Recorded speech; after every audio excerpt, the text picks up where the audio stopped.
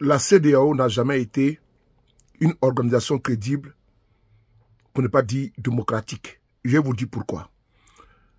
En Guinée-Bissau, Embalo Sissoko, son mandat finit dans le mois de février 2025.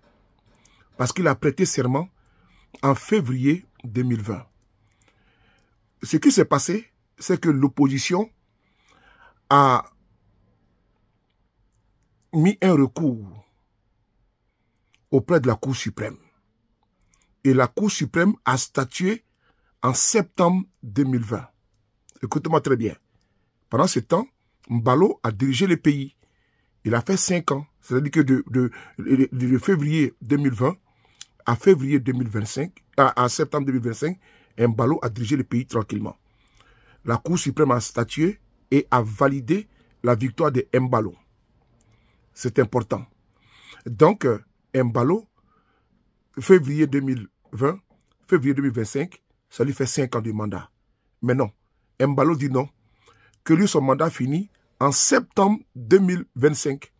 Parce que lui, il a prêté serment en février 2020, février 2025, ça fait 5 ans. Il dit non, que lui, son mandat finit en septembre 2025.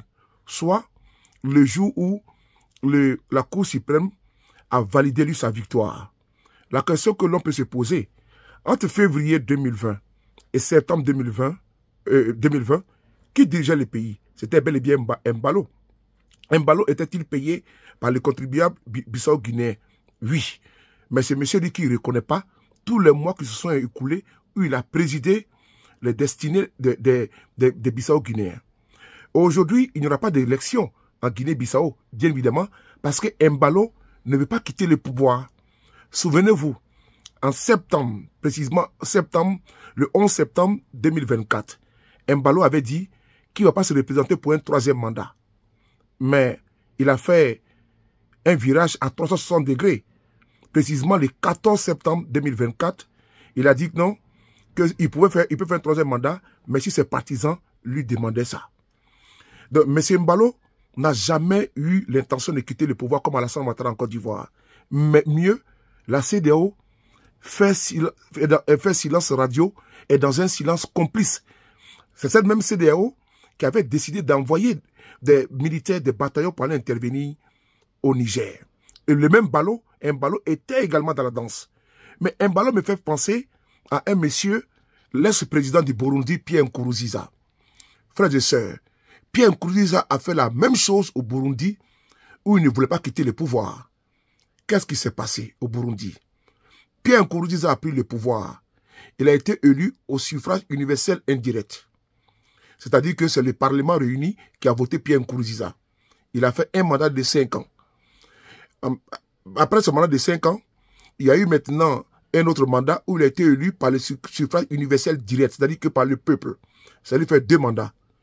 En 2015, Pierre Nkurunziza décide de se maintenir au pouvoir parce qu'il a trouvé quel prétexte fallacieux.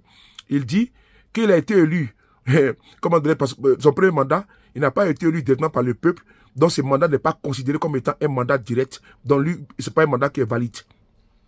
Donc il décide de faire un 3e mandat en 2015, mais un mandat où Pierre Nkurunziza va massacrer les jeunes Burundais de Bujumbura, à Sibitoke, en Gozi, partout dans les contrées, dans les localités du Burundi.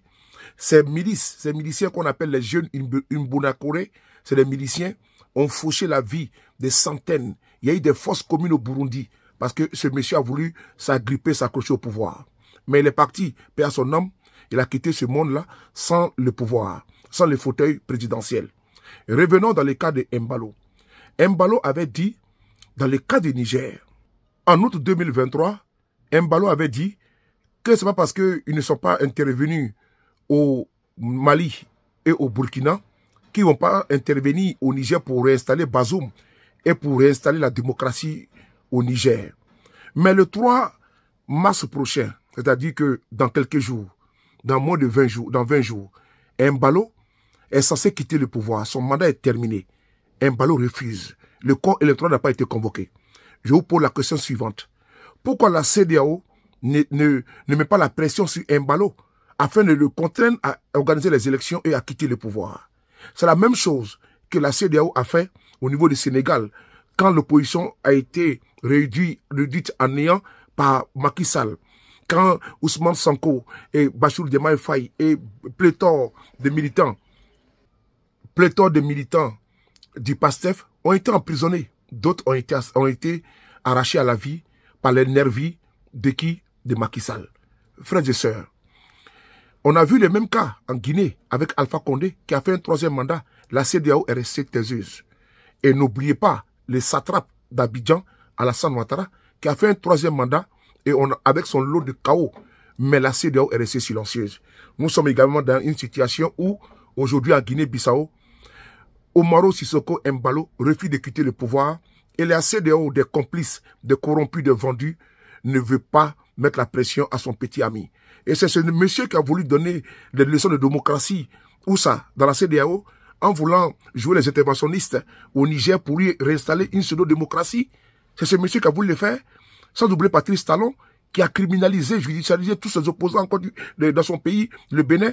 Frères et sœurs, la CEDEAO n'est pas une organisation crédible. Elle s'est fourvoyée, elle a sali la réputation de ce qu'on appelle la démocratie.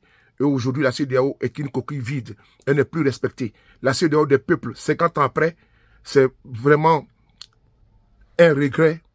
Parce que ceux qui sont aujourd'hui à sa tête, ces chefs d'État, ces copains, ces coquins, ont décidé de privilégier leurs intérêts que les intérêts des peuples de la CEDEAO. Salutations et chapeau bas aux dirigeants de l'AES qui ont compris qu'il ne fallait pas marcher avec ses vassalisés, ses corrompus et ses alignés. Merci.